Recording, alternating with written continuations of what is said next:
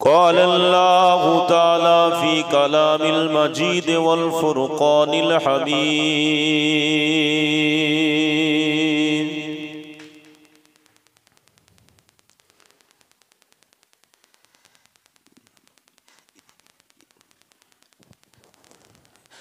إن الله وملائكته يصلون على النبي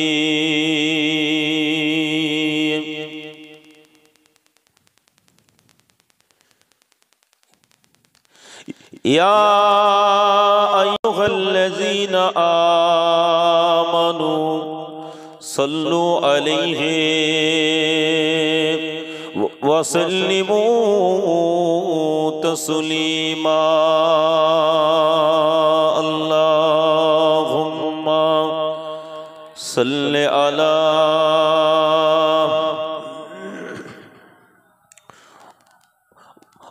وعلى آل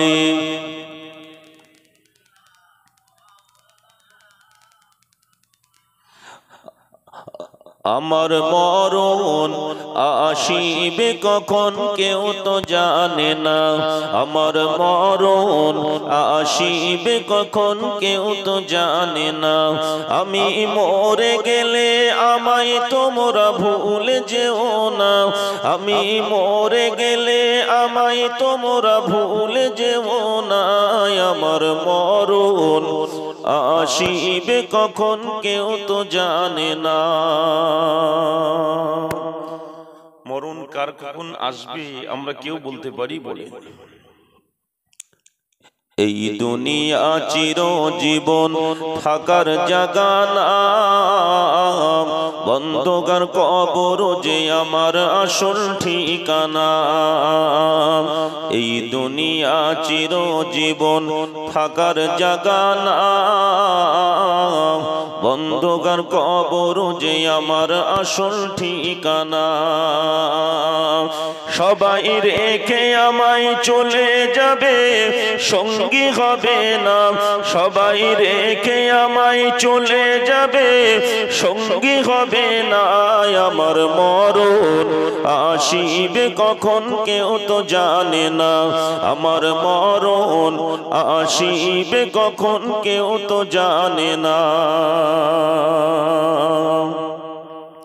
কবর মাঝে আব্বা মাকে দেখা যাবে না দেখব যাকে তিনি হলেন শাহে মদিনা বলুন সুবহান কবর মাঝে আব্বা মাকে দেখা যাবে না দেখব যাকে তিনি হলেন শাহে মদিনা বুঝবো সেদিন নবী বিনে আপন কেহ না বুঝবো সেদিন নবী বিনে আপন কেহ না আমার মরণ আসিবে কখন কেউ তো জানে না আমার মরণ আসিবে কখন কেউ তো জানে না এই দুনিয়া চিরজীবন থাকার জায়গা না বন্ধকার কবর যে আমার আসল ঠিকানা এই দুনিয়া চিরজীবন থাকার জায়গা না বন্ধকার কবর যে আমার আসল ঠিকানা সবাই রেখে আমায় চলে যাবে সঙ্গী হবে না সবাই রেখে আমায় চলে যাবে সঙ্গী হবে না আমার মরণ আসিবে কখন কেউ তো জানে না কবর মাঝে আমায় তোমায় আপন কেহ না বুঝবো সেদিন আপন শুধু নবী দো জাহান আল্লাহুম্মা সাল্লি আলা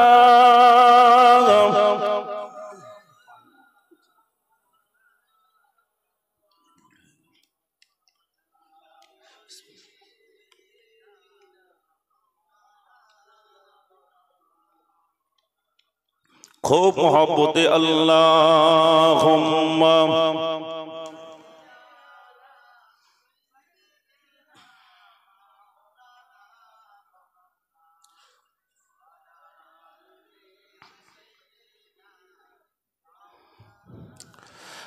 हस्बी रब्बी जल्लल्लाह माफी कल्बी गैरुल्लाह हस्बी रब्बी जल्लल्लाह माफी कल्बी गैरुल्लाह नूर मुहम्मद सल्लल्लाह बोलो ला इलाहा इल्लल्लाह ला इलाहा इल्लल्लाह ला इलाहा इल्लल्लाह मुहम्मदुर रसूलुल्लाह अल्लाहुम्मा सल्लि अला सय्यिदिना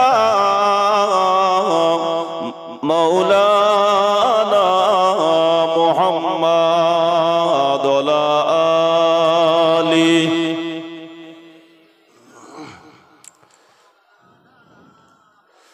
खूब मोहब्बत अल्लाहुम्मा सल्लि अला सय्यिदिना मौलाना मुहम्मद व आली सय्यिदिना।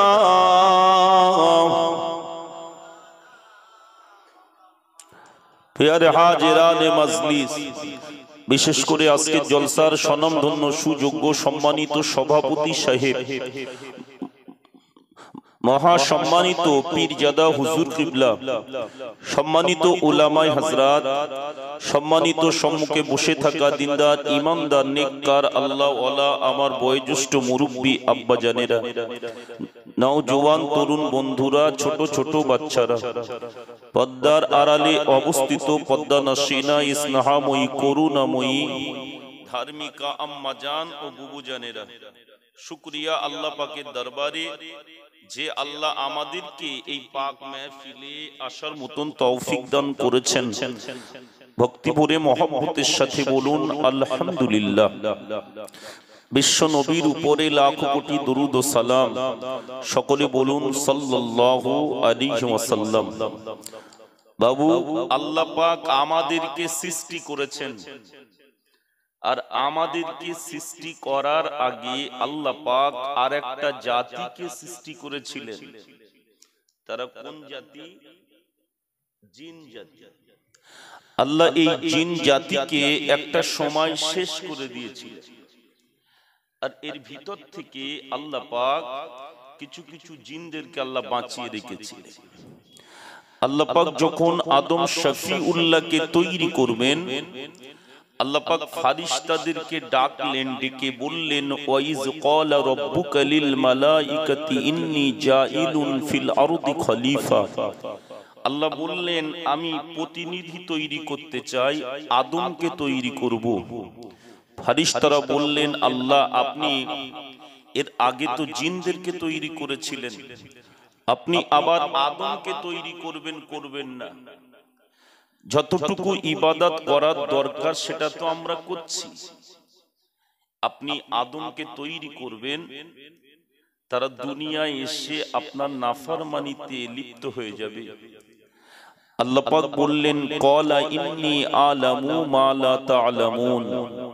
ফারিস্তারা আমি আল্লাহ যেটা জানি তোমরা সেটা জানো না। আচ্ছা আল্লাহ যেটা জানে আমরা কি কেউ সেটা জানি? সবকিছু জানেন যিনি তিনি কে? সবকিছু তিনিই দেখতে পান, সবকিছু তিনিই করতে পারেন।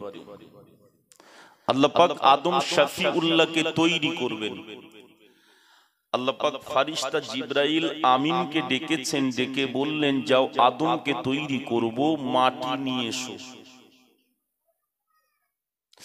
আল্লাহ পাক জিবরাইল আমিনকে ডাকলেন, এই ফেরেশতা জিবরাইল আমি আদমকে তৈরি করব, যাও মাটি নিয়ে এসো।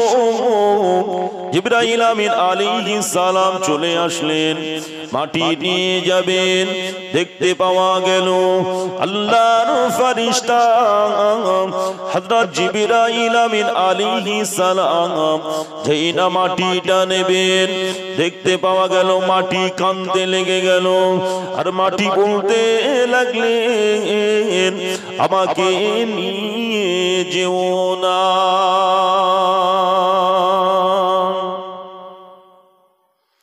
উনি মাটিটা না নিয়ে ফিরে চলে এসেছে।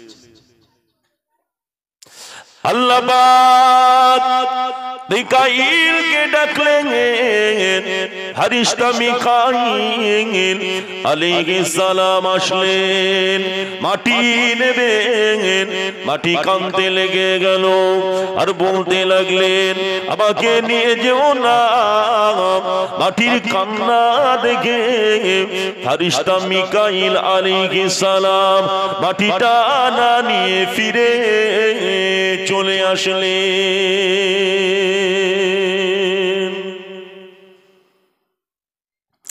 আল্লাহ পাক ফেরেশতা ইসরাফিল আলাইহিস সালামকে ডাকলেন, ফেরেশতা ইসরাফিল আলাইহিস সালাম আসলেন, মাটিটা নিয়ে যাবেন। মাটি কাঁদতে লেগে গেল, উনিও ফিরে চলে আসলেন। আল্লাহ পাক এবারে আজরাইল আলাইহিস সালামকে ডাকলেন।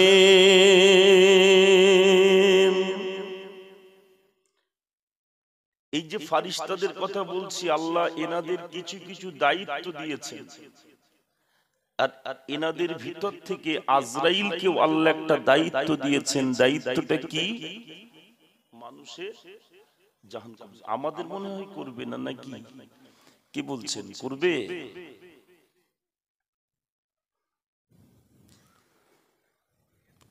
কবে ডাক পড়ে যাবে কেউ বলতে পারি না। কবে তুমি গায় ডাক দিবে মোরে, তোমারি আদর কোলে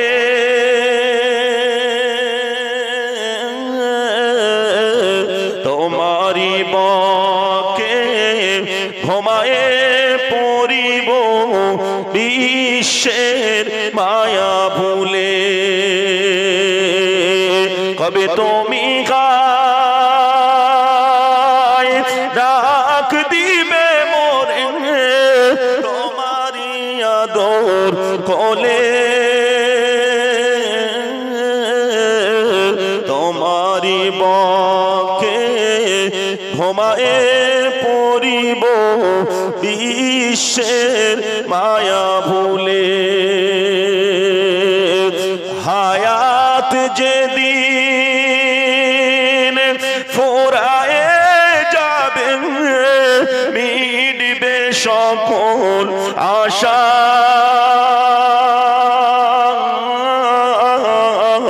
প্রাণ পাখি মোর যাবে গৌরে, শূন্য রবে খাঁচা। আয় বলে ডাকবে সবাই, আর কব না কথা।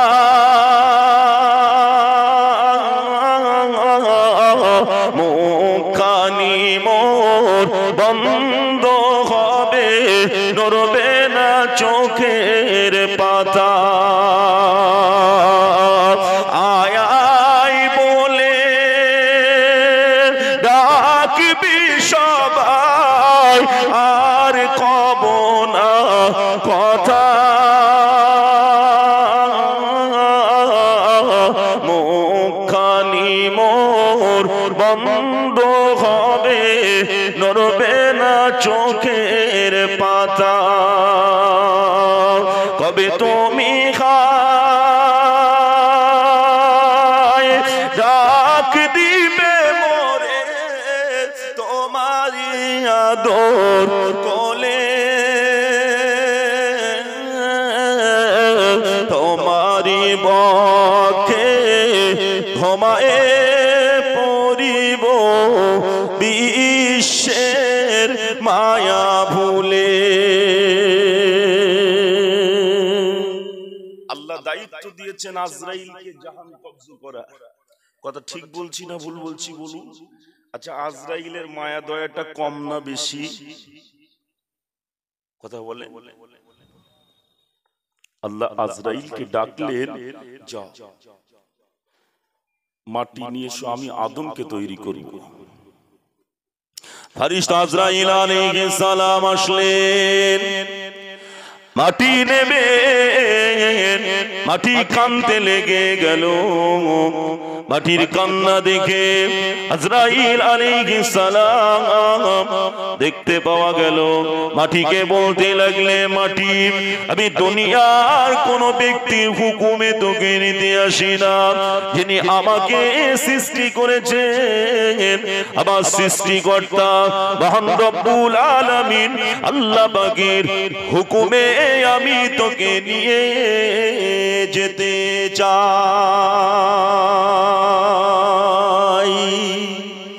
আল্লাহর হুকুমে আমি তোকে নিয়ে যাব। এখন আজরাইল মাটিটা নিয়ে এসেছে, পৃথিবীর বিভিন্ন প্রান্তরের মাটি দিয়ে আল্লাহ আদম শফিউল্লাহকে তৈরি করেছে। আচ্ছা, আদম শফিউল্লাহ কত হাত লম্বা ছিল? 60 হাত। কত হাত? 60 হাত। আদম শফিউল্লাহকে তৈরি করা হলো। তৈরি করবার পরে আদম শফিউল্লাহর শরীরের ভিতরে আল্লাহ পাক রূহ দিচ্ছেন, রূহ। এখন রূহ ভিতরে থাকছে না, বাইরে চলে আসছে। আল্লাহ পাক বললেন, এই আদম শফিউল্লাহ রূহ বাইরে চলে আসছো কেন? আদম শফিউল্লাহ রূহ বললেন, আল্লাহ পাক ভিতরটা তো অন্ধকার, থাকতে পারছি না। আল্লাহ পাক বললেন, এই আদম শফিউল্লাহ রূহ একটু উপরের দিকে তাকাও। আদম শফিউল্লাহ রূহ উপরের দিকে যেই না তাকিয়েছে, যুবকেরা আদম শফিউল্লাহ রূহ দেখতে পান, লেখা রয়েছে লা ইলাহা ইল্লাল্লাহু মুহাম্মাদুর রাসূলুল্লাহ।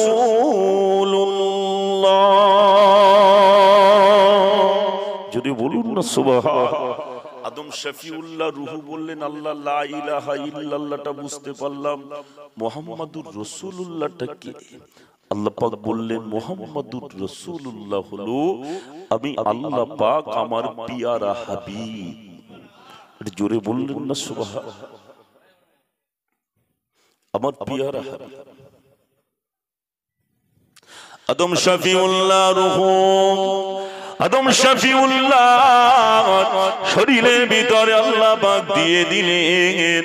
আদম শফিউল্লাহকে আল্লাহ পাক বললেন, আদম এবারে উঠে দাঁড়িয়ে যাও। আদম শফিউল্লাহ দাঁড়িয়ে গেল। আল্লাহ পাক বললেন, আদম শফিউল্লাহ ফেরেশতাদেরকে সালাম দাও। আমরা যে সালামটা দিই না, এই সালামটা কি দুনিয়া থেকে? আল্লাহ জান্নাত থেকে হয়ে আসছে। সর্বপ্রথম আদম শফিউল্লাহ ফেরেশতাদেরকে সালাম দিয়েছিলেন, আর ফেরেশতারা সালামের জবাব দিয়েছিলেন। জোরে বলুন। কথা বুঝতে পেরেছেন? আল্লাহ পাক জান্নাতীদেরকে জান্নাতে দেবেন, তাদেরকেও সালামের মাধ্যম দিয়ে স্বাগতম জানাবেন। সালামুন আলাইকুম তিবতুন ফাদখুলুহা খালিদিন। আল্লাহ পাক বলবে, তোমাদের প্রতি সালাম, তোমাদের প্রতি শান্তি বর্ষণ হোক, তোমরা শান্তির সঙ্গে জান্নাতের ভিতরে বছরের পর বছর, বছরের পর বছর বসবাস করতে থাকো। জোরে বলুন। এখন আদম শফিউল্লাহ জান্নাতের ভিতরে আছে, জান্নাতের ভিতরে আছে। বন্তরের খবর কে জানে বলছিলাম? আল্লাহ। আল্লাহ পাক বুঝতে পেরে গেল জান্নাতের ভিতরে আদম শফিউল্লাহ ঘুমিয়ে গেল। আর জান্নাতের ভিতরে আদম শফিউল্লাহ ঘুমিয়ে গিয়েছে। আল্লাহ পাক অন্তরের খবর বুঝতে পেরে গেল। আদম শফিউল্লাহ বাপ পাজরের ঘাট থেকে আল্লাহ পাক আম্মা হাওয়া আলাইহিস সালামকে তৈরি করলেন। আদম শফিউল্লাহ ঘুম থেকে উঠলেন, দেখতে পাওয়া গেল আদম শফিউল্লাহ আম্মা হাওয়ার দিকে আগিয়ে আসছে।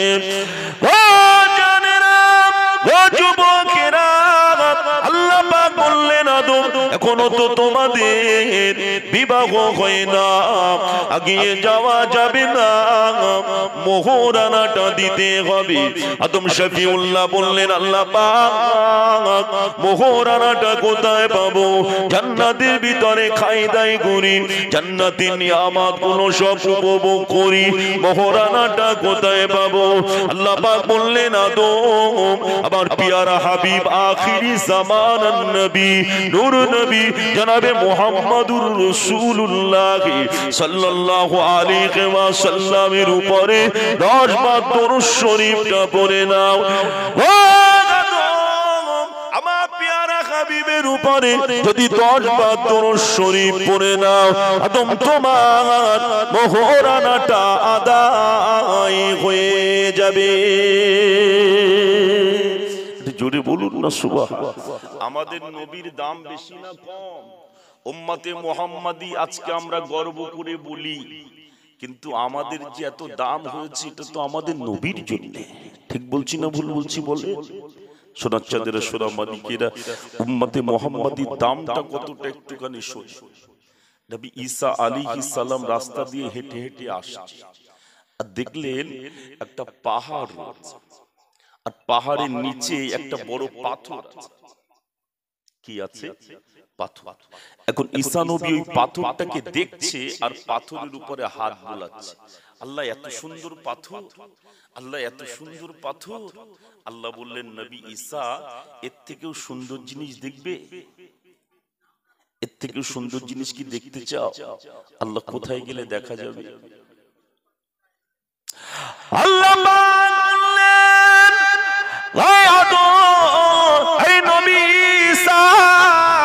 ওখানেই দেখতে পাবে। আল্লাহ কি করে দেখা যাবে? আল্লাহ পাক বললেন নবী ঈসা একটা লাঠি দিয়ে পাথরের উপরে মারো। নবী ঈসা আলাইহিস সালাম লাঠি দিয়ে পাথরের উপরে যেই না মেরেছে আর দেখতে পাওয়া গেল ওই পাথরটা ভেঙে দুটি ভাগ হয়ে গিয়েছে। দুটো ভাগ। ঈসা নবী নজর করে দেখছে যেই পাথরটা ভেঙে গিয়েছে ওই পাথরের ভিতর থেকে একজন বুজুর্গ আল্লাহওয়ালা মানুষ বার হয়ে এসেছে। যদি বলুন নবী ঈসা আলাইহিস সালাম ওই বুজুর্গ ব্যক্তিকে জিজ্ঞাসা করলেন আপনি এর ভিতরে কত বছর আছে? তা বলছে 200 বছর। যদি বলুন সুবহানাল্লাহ। আল্লাহর নবী ঈসা আলাইহিস সালাম বুজুর্গ মানুষটাকে বললেন আপনি 200 বছর ধরে এই পাথরের ভিতরে রয়েছেন? বললেন হ্যাঁ। বললেন আপনি এই পাথরের ভিতরে 200 বছর কি করেন? আল্লাহ পাকের বুজুর্গ বান্দা জবাব দিলেন নবী ঈসা এই পাথরের ভিতরে আমি 200 বছর ধরে আল্লাহর ইবাদতে মশগুল হয়ে আছি। 200 বছর ধরে আল্লাহর ইবাদত করছে। ঈসা নবী বললেন তাই? বলছে। এখন ঈসা নবী যে পাথরটা ভেঙে গিয়েছে না ওই পাথরের ভিতরে লক্ষ্য করে দেখছে ওই পাথরের ভিতরে সব সুন্দর সুন্দর ফল রয়েছে। ফল। এখন ফলের তো মৌসুম নয়, ফলের সিজন নয়, কিন্তু ফল রয়েছে। ঈসা নবী বললেন যে এখন তো ফলের মৌসুম নয়, তো আপনি ফলটা কোথা থেকে পান? কিভাবে আপনার এখানে ফলটা আসে? আল্লাহ পাকের বুজুর্গ বান্দা জবাব দিলেন নবী ঈসা এই ফলটা দুনিয়ার ফল নয়, এই ফলটা হলো আল্লাহ জান্নাতি ফল। আল্লাহ জান্নাতি ফল আমাকে 200 বছর ধরে এই পাথরের ভিতরে আমাকে খাইয়ে থাকে। একটু জোরে বলতে পারেন না? কি ফল খাচ্ছে? কত বছর? 200 বছর। আচ্ছা, যে লোকটা জান্নাতি ফল খায় তার দাম কম না বেশি? আপনি দুনিয়াতে আপনার ধরেন কোটি কোটি টাকা আছে, আপনি হালাল খাদ্য যেটাই খাবেন মনে করবেন খেতে পারবেন, কিন্তু আপনি যদি মনে করেন জান্নাতি ফল খাবেন, খাওয়া যাবে? সাদ্দাত জান্নাত তৈরি করেছিল আর আল্লাহর জান্নাত দুটো কি এক নাকি? নবী ঈসা আলাইহিস সালাম বললেন, আপনার কত দাম যে আল্লাহ আপনাকে জান্নাতি ফল খাওয়া। আপনার কত দাম, আপনার কত সম্মান, আপনার কত পাওয়ার যে আল্লাহ আপনাকে জান্নাতি ফল খাইয়ে থাকে। 200 বছর ধরে আপনি জান্নাতি ফল খাচ্ছেন।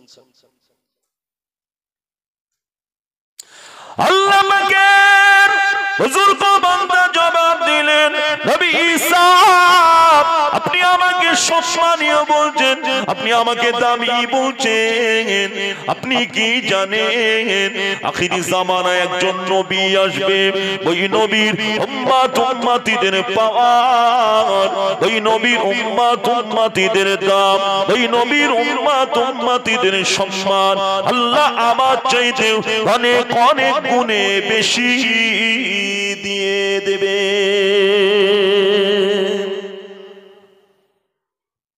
তাহলে যিনি 200 বছর ধরে আল্লাহ জান্নাতি ফল খাচ্ছেন, ওই ব্যক্তিটার থেকে উম্মতে মুহাম্মাদির দাম বেশি না কম? কিন্তু কাজটাও তো তেমন করতে হবে, ঠিক বলছি না? বলছি বলে উম্মতে মুহাম্মাদির যেমন দাম বেশি, কাজটাও বেশি করার দরকার আছে না নেই? সোনাচ্চাঁদের সোনা মানিকেরা, এই দুনিয়া বেশি দিনের নয়, যত দ্রুত গতিতে সম্ভব ভালো কাজ করে না। সারা পৃথিবীর ভিতরে একজন বিখ্যাত আলেম আল্লামা তাকি উসমানী হাফিজুহুল্লাহ, উনি একটা বই লিখে উনি একটা বই লিখেছেন, আর ওই বইটার ভিতরে একটা উদাহরণ দিতে গিয়ে উনি বলছেন, একটা ফলের বাগানের মালিক, সে তার বাগানে সুন্দর সুন্দর সব ফলের গাছ লাগিয়েছে। এখন ওই বাগানের ভিতরে গাছগুলো লাগিয়েছে, লাগানোর পরে একটা ছেলেকে ডেকেছে, ডেকে বললেন, দেখ তুই যদি আমার বাগান থেকে ফল তুলে আনতে পারিস তাহলে আমি তোকে একটা পুরস্কার দেব। কি বলছে? একটা পুরস্কার দেব, তবে একটা শর্ত আছে। শর্তটা হচ্ছে এটাই, বাগানে আগিয়ে চলে গেলে আর পিছনে আসতে পারবি না। এখন ছেলেটা বাগানের ভিতরে ঢুকেছে, এখন বাগানের ভিতরে ঢুকে শুধু গাছগুলো দেখছে আর ফল না তুলে শুধু বলছে পরে হবে। কি বলছে? পরে হবে। এখন এই পরে হবে করতে করতে বাগানটা শেষ হয়ে গেছে। এখন বাগান যদি শেষ হয়ে যায়, পিছনে তো আর আসতে পারবে, আসা যাবে? পিছনে তো আর আসা যাবে। এখন ছেলেটি বাগানের শেষে খালি ঝুড়ি হাতে করে নিয়ে আফসোস করছে আর বলছে, এখন আমি আমার মালিকের কাছে গিয়ে কি জবাব দেব? যদি বাগানের ভিতরে ঢুকে ফলগুলো তুলে নিয়ে মালিকের কাছে দিতে পারতাম, তাহলে মালিক খুশি হয়ে আমাকে একটা পুরস্কার দিতে। আজ এই দুনিয়া নামিও ফলের বাগানের ভিতরে আমরা রয়েছি, ভালো কাজ নামিও ফল যখন আমাদের কাছে আসে আমরা তখন বলি পরে হবে, পরে হবে। আর এই পরে হবে করতে করতে মালাকুল মউত আজরাইল চলে আসবে, জাহানটাকে কবজ করে নিয়ে যাবে। আর ওই দিন আফসোস করতে হবে আর বলতে হবে, যদি দুনিয়া নামিও ফলের বাগান থেকে ভালো কাজ নামিও ফলগুলো তুলে নিয়ে, নামাজ নামিও ভালো কাজ, শরিয়াত মোতাবেক ভালো কাজগুলো করে আর যদি আসতে পারতাম, তাহলে সৃষ্টিকর্তা স্রষ্টা মহান রব্বুল আলামিন আল্লাহ পাক খুশি হয়ে জান্নাত নামীয় পুরস্কার দিয়ে দিতে।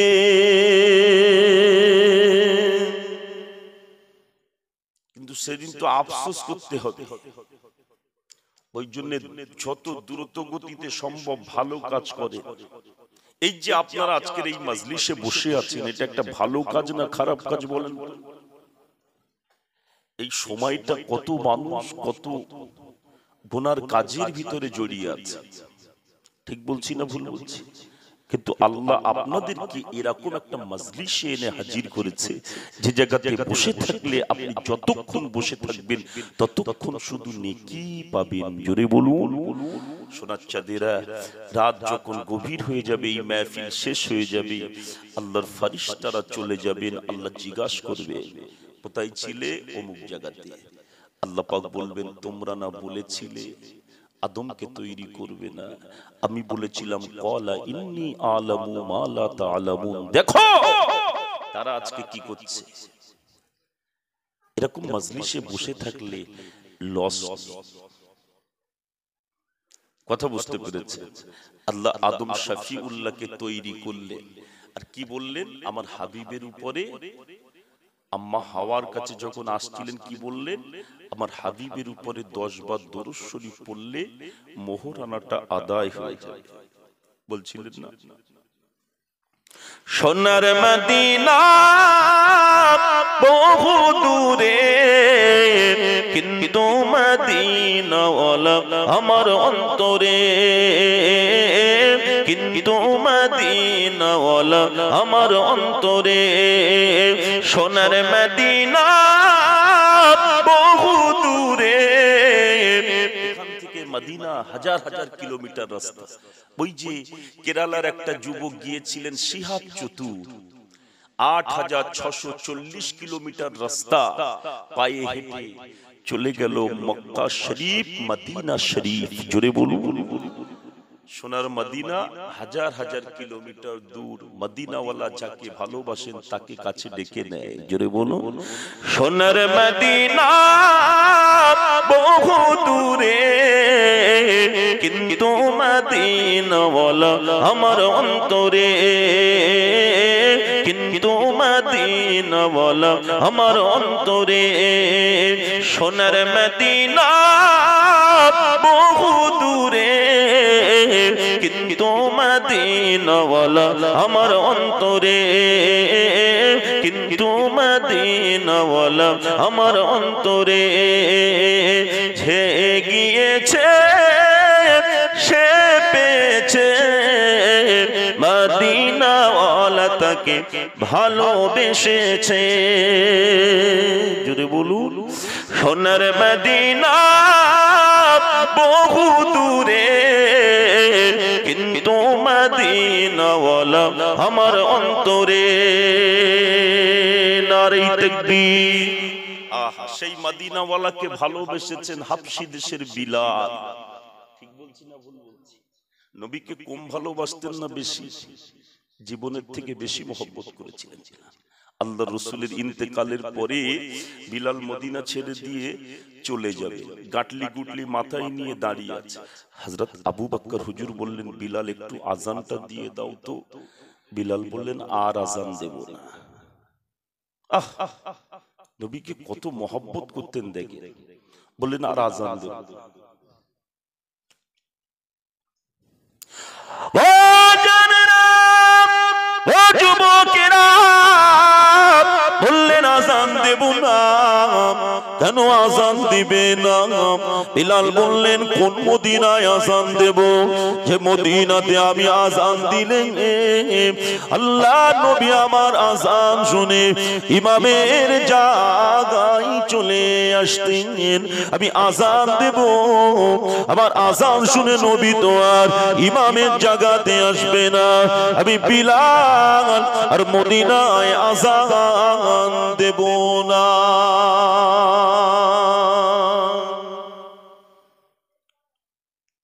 আজান দিলেন, সব গাটলি গুটলি নিয়ে মাথায় করে চলে গেলেন মদিনা থেকে কোথায়?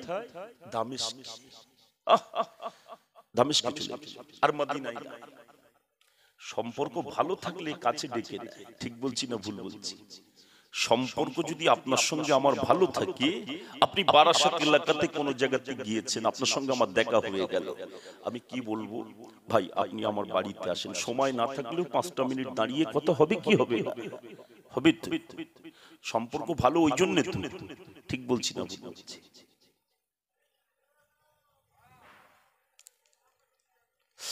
আল্লাহ নবীর কালো সাহাবী বিলাল মদিনায় আর নাই, দামেস্কে চলে এসেছে। রাত যায় দিন আসে, দিন যায় রাত আসে, বিলাল আর মদিনায় আসেন না। আল্লাহ নবী একদিন স্বপ্ন দেখালেন, বিলাল আমি রাসূলুল্লাহ, আমাকে কি তুমি ভুলে গেলে?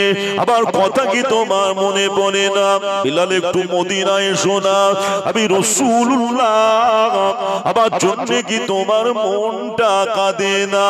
হাবশী দেশের কালো বিলাল আল্লাহ নবীকে দেখার পরে আর সহ্য করতে পারেন না।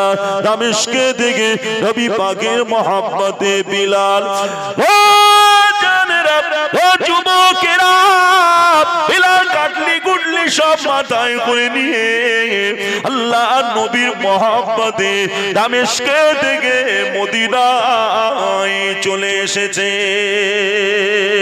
মদিনার মানুষেরা বিলালকে দেখলেন, বাবা বিলাল আজ মদিনায় এসেছো, অনেকদিন হয়ে গেল, সেই যে নবীজি চলে গেল আপনিও তো চলে গেলেন, একটু আযানটা দিয়ে দেন না।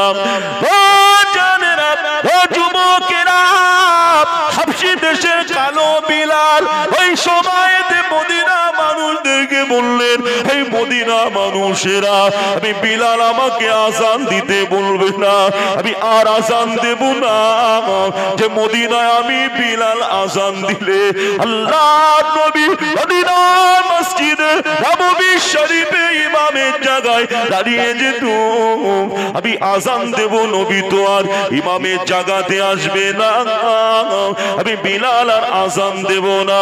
এই মদিনা মানুষেরা, আমি বিলাল আমাকে আযান দিতে বলবে না।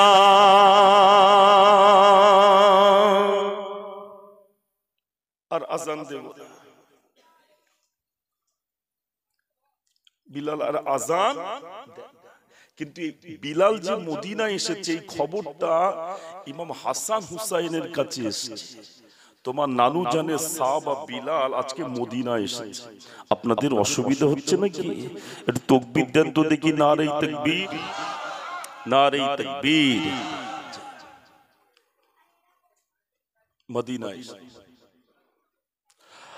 ও জানেরা, ও যুবকেরা, দাদা হুজুরের হক সিলসিলা মুরিদেরা, বাবারা শুনে রেখে দেন, আল্লাহ নবী সাহাবী হাবশী দেশে বিলালের কাছে ইমাম হাসান হুসাইন চলে আসলেন।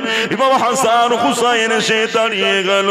ইমাম হাসান হুসাইন এসে দাঁড়িয়ে দাঁড়িয়ে বলতে লাগলেন, আমার নানু জানে সাহাবী বিলাল, আপনি আজ মদিনায় এসেছেন, সেই যে আমার নানু চলে গেল আপনিও তো চলে গেলেন, আমার নানু চলে গেল আপনিও তো চলে গেলেন, আপনি একটু আযান দেন না, আপনার আযান শুনতে বড় মধুর লাগে। ও জানেরা, ও যুবকেরা, হাবশী দেশে বিলাল ইমাম হাসান হুসাইনকে দেখেছে, ইমাম হাসান হুসাইনকে দেখে কাঁদতে লেগে গেল, চোখ দুটা দিয়ে টপ টপ করে পানির টোসা গড়িয়ে পড়ে, এত কান্না বিলাল কাঁদতে লেগে গেল। বিলাল কেন কাঁদে জানেন? ইমাম হাসান হুসাইনের দেখতে আবার নবী পাকের মতো ছিল। ইমাম হাসান হুসাইনকে যেই না বিলাল দেখেছে, আবার নবী পাকের কথা মনে পড়ে গিয়েছে।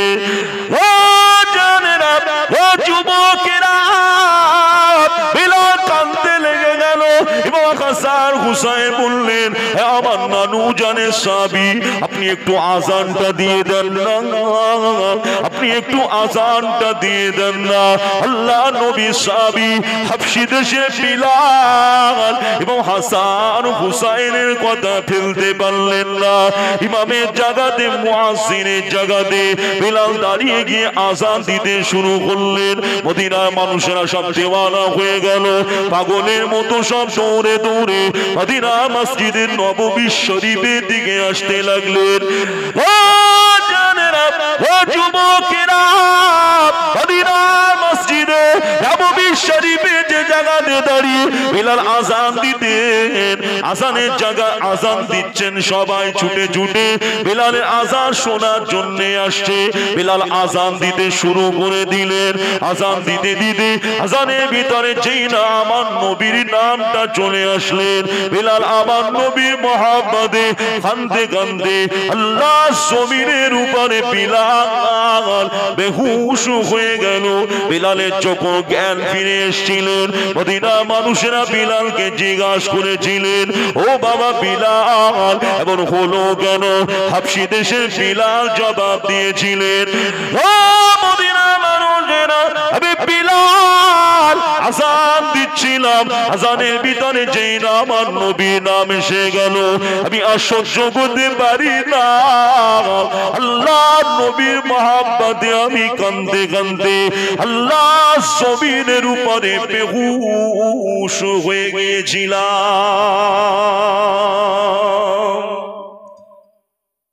নবীকে বড় মহব্বত করতেন বিলাল, কথা বুঝতে পেরেছেন?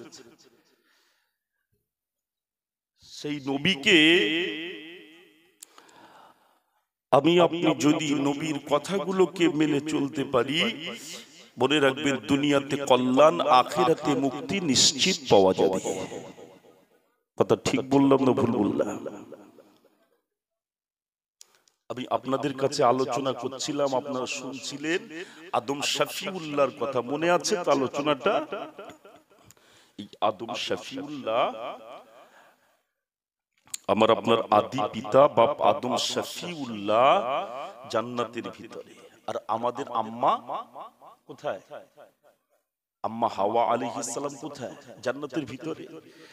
জান্নাতের ভিতরে আল্লাহ পাক বললেন, ওয়াকুলা মিনহা রাগাদান হাইসু শিতুমা ওয়ালা তাকরাবা হাযিহি শাজারা ফাতাকুনা মিনাজ জালিমিন।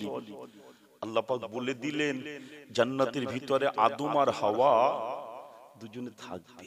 জান্নাতের যত নিয়ামত আছে সমস্ত নিয়ামতগুলোকে উপভোগ করবে, তবে হাযিহি শাজারা, ওই গাছটির কাছে যাবে না। আল্লাহ নিষেধ করে দিলেন। কথা বুঝতে পেরেছেন? গাছটির কাছে যেতে নিষেধ। এখন ইবলিস আদম শফিউল্লাহ শত্রু না বন্ধু? কথা বলছেন না কেন? কঠিন শত্রু। আল্লাহ পাক যখন এই জিন জাতিকে শেষ করে দিয়েছিলেন, আর এই জিনেদের ভিতর থেকে আল্লাহ পাক এই আজাজিলকে বাঁচিয়ে রেখেছে। মানুষ কাজ করতে করতে প্রমোশন হয়তো, একটা ছেলে একটা কোম্পানিতে কাজ করছে, কোম্পানির গেটম্যানের কাজ করছে, ছেলেটার শিক্ষাগত যোগ্যতা ভালো, নম্র ভদ্র, সব দিক দিয়ে ভালো।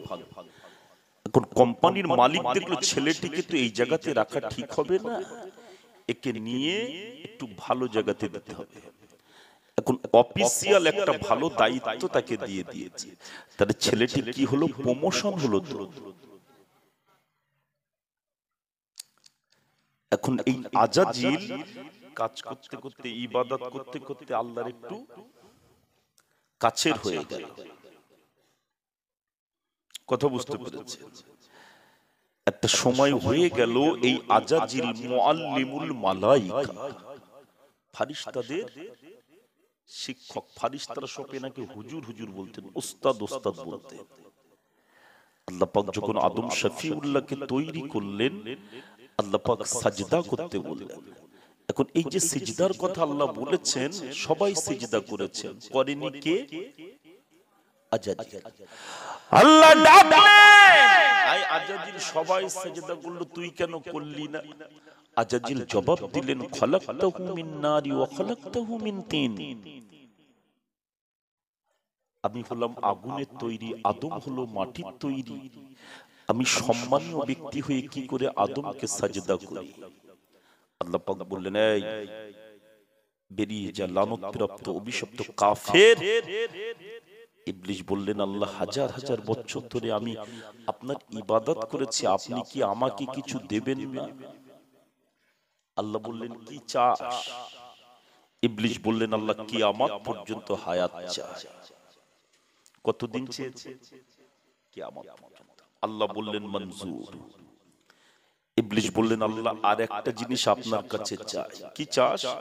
বললেন, যখন যেখানে যেতে ইচ্ছা হবে মুহূর্তের মধ্যে যেন সেখানে পৌঁছে যেতে পারি। আল্লাহ বললেন, মঞ্জুর। ইবলিস বললেন, আল্লাহ আর একটা জিনিস আপনার কাছে চাই। বললেন, কি? বললেন, আমি যখন যেটা শাস্তি ইচ্ছা করব যেন শাস্তি পারি। আল্লাহ বললেন, মঞ্জুর। ইবলিস বললেন, আল্লাহ আর একটা জিনিস চাই, যে আদমের জন্য আজকের আমার এই অবস্থা, আমি যেন আদমের সন্তানদের ধোঁকা দিয়ে বোকা বানিয়ে যেন জাহান্নামী করতে পারি, তাদের রক্ত মাংসের সঙ্গে মিশে গিয়ে তাদের শিরা উপশিরার ভিতরে ঢুকে তাদেরকে ধোঁকা দিয়ে বোকা বানিয়ে যেন জাহান্নামী করতে পারি। আল্লাহ বললেন, মঞ্জুর। এখন ইবলিস খুশি না অসন্তুষ্ট? ইবলিস খুব খুশি হয়েছে। আল্লাহ বললেন, তবে ইবলিস শোন, আদমের সন্তানদেরকে ধোঁকা দিয়ে বোকা বানিয়ে জাহান্নামী করে দিবি। আদমের সন্তানেরা যদি আমি আল্লাহ পাক আমাকে সিজদা করে, তারা যদি গুনাহ করার পরে তওবা করে পরিবর্তন হয়ে গিয়ে আমি আল্লাহ পাক আমার ইবাদত বন্দেগী করে, আমি আল্লাহ আমার ইবাদতে মশগুল হয়ে যায়, আমি আল্লাহ আমাকে যদি সাজদা করে, ও ইবলিস, আমি আল্লাহ পাক আদমের সন্তানদের আমার বান্দা বান্দীদেরকে ক্ষমা করে দিয়ে তাদেরকে আমি আল্লাহ পাক জান্নাতি করে দেব। একটু জোরে বলুন। এখন ইবলিস দেখছে তো লাইন খারাপ। আল্লাহ বললেন, তারা গুনাহ করার পরে তওবা করে পরিবর্তন হয়ে যদি আমি আল্লাহ আমাকে সাজদা করে, আমি আল্লাহ তাদেরকে ক্ষমা করে জান্নাতি করে দেব। এখন ইবলিস জান্নাতের ভিতরে একটা সময় ঢুকেছে। জান্নাতের ভিতরে ঢুকে আমাদের আম্মা হাওয়া আলাইহিস সালামকে বলছে, আপনাদের কাছে একটা সংবাদ দিতে এসেছে। বলছে, কি সংবাদ? বলছে, আল্লাহ আপনাদের জান্নাতের ভিতরে রাখবে না, এই খবরটা আপনাদেরকে শোনাতে এলাম। তো বলছি, কি কথা? বলছে, হ্যাঁ আমার কাছে খবর আছে। জান্নাতে কি থাকতে চান? জান্নাতে যদি থাকতে চান তাড়াতাড়ি করে ফলটা খান। আমাদের আম্মা বললেন, আল্লাহ বলে দিয়েছেন জান্নাতি সমস্ত নিয়ামতগুলোকে উপভোগ করতে গাছটির কাছে যেতে নিষেধ করেছে, আর আপনি বলছেন ফল খেতে। তা বলছে, ব্যাপারটা কি জানেন? ব্যাপারটা হচ্ছে এটাই, আপনাদেরকে যদি গাছের কাছে যেতে বলে দেয় তাহলে আপনারা ফল খাবেন, আর ফল যদি খান একবার জান্নাত থেকে কোনোদিন বার হবেন না। আর আল্লাহ আপনাদেরকে তো জান্নাতে রাখবেন, ওই জন্য গাছের কাছে যেতে নিষেধ করে দিয়েছে, যাতে করে ফলটা না খেতে পারে। কথা বুঝতে পারেন? কথা বুঝতে পেরেছে? এখন জান্নাতে যদি থাকতে চান ফলটা খান। এখন খেয়েছে। কথা বুঝতে পেরেছে? আমাদের আদি পিতা আর আদি মাতা ফলটা খেয়ে ফেললেন, শরীর থেকে জান্নাতি পোশাকগুলো খুলে গেল। জান্নাতের ভিতরে একটা গাছের কাছে গেলে গাছ আমাদের আদি পিতার জন্য তিনটি পাতা দিয়েছিলেন, আমাদের আদি মাতার জন্য 5টি পাতা দিলেন। আমাদের আদি পিতা বাবা আদম শফিউল্লাহ নিজের চেহারাটাকে ঢাকলেন, আমাদের আদি মাতা আম্মা হাওয়া আলাইহিস সালাম 5টি পাতা দিয়ে নিজের চেহারাকে ঢাকলেন।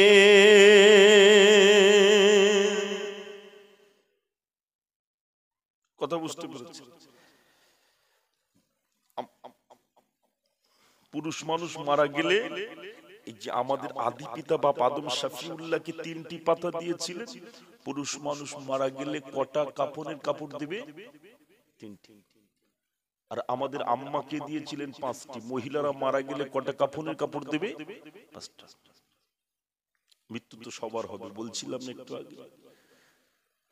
আমার মরণ আসিবে কখন কেউ তো জানে না, আমার মরণ আসিবে কখন কেউ তো জানে না, আমি চলে গেলে আমায় তোমরা ভুলে যেও না, আমি মরে গেলে আমায় তোমরা ভুলে যেও না, আমার মরণ আসিবে কখন কেউ তো জানে না।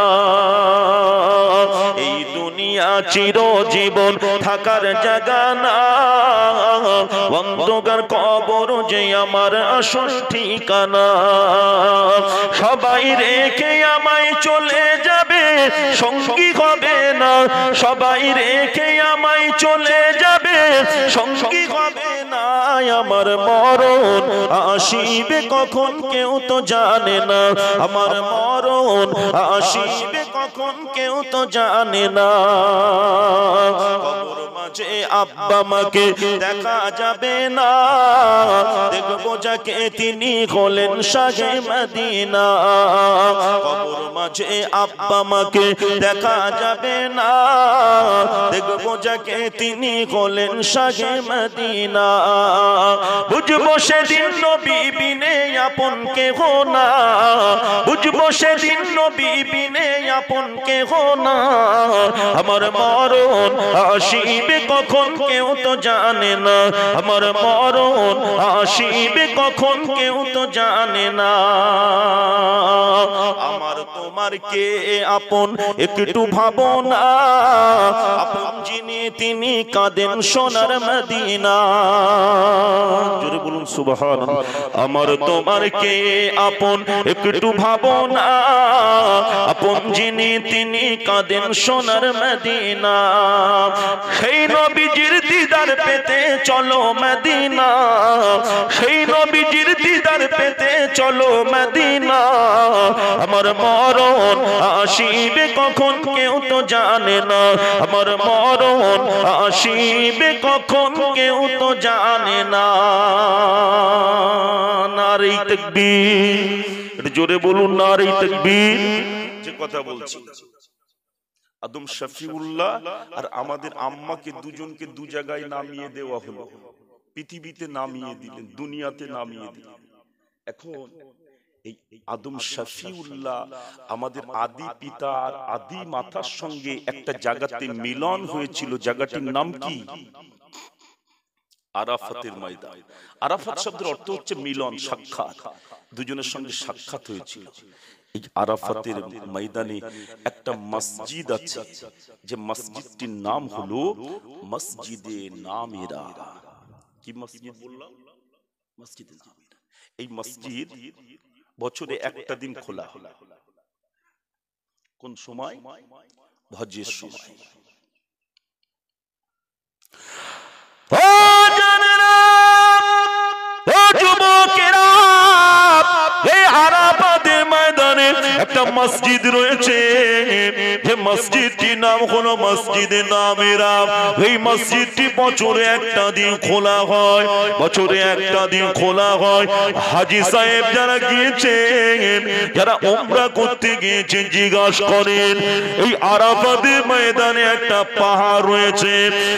ও জানেরা, ও যুবকেরা, কোন পাহাড় জানেন? যে পাহাড়টির নাম হলো জাবলে রহমত পাহাড়। আদম শফিউল্লাহ 1 বছর 2 বছর নয়, 350 বছর ধরে কেঁদেছিলেন। অকালা রব্বানা যালামনা আনফুসানা ওয়া ইল্লাম তাগফির লানা ওয়া তারহামনা লানাকুনান্না মিনাল খাসিরিন।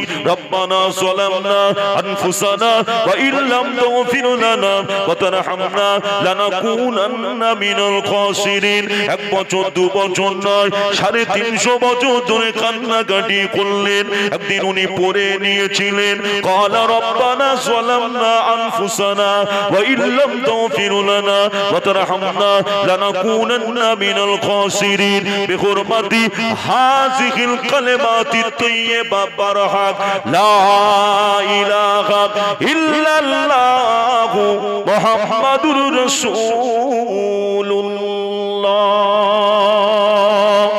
ও জানেরা, ও যুবকেরা, আল্লাহ পাক বললেন তোমার খাওয়া আমি আল্লাহ পাক আমার পিয়ার হাবিবের ওসিলা দিয়ে দোয়া করেছো, আমি আল্লাহ পাক তোমাদেরকে ক্ষমা করে দিলাম।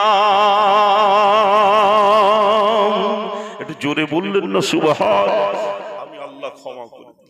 এখন এই আদম আলাইহিস সালাম আমাদের আদি পিতা আদম শফিউল্লাহর আম্মা দুজনের সঙ্গে সাক্ষাৎ হলো, আলিঙ্গন করলেন।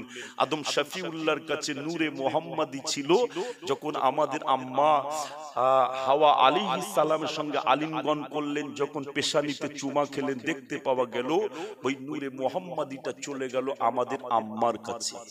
আমাদের আম্মার কাছ থেকে হয়ে যে নবী শীশ আলাইহিস সালাম, নবী শীশ আলাইহিস সালাম হয়ে নবী নূহ আলাইহিস সালাম, এইভাবে নবীদের কাছে আস্তে আস্তে আস্তে আস্তে নবী ইব্রাহিম আলাইহিস সালাম, ইসমাইল আলাইহিস সালাম আস্তে আস্তে কার কাছে চলে গেল?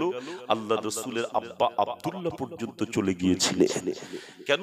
ইব্রাহিম নবীর সঙ্গে আমাদের নবীর একটা বংশীয় তাওয়াল্লুক সম্পর্ক আছে। আল্লাহ রাসূলের আব্বার নাম ছিল আব্দুল্লাহ।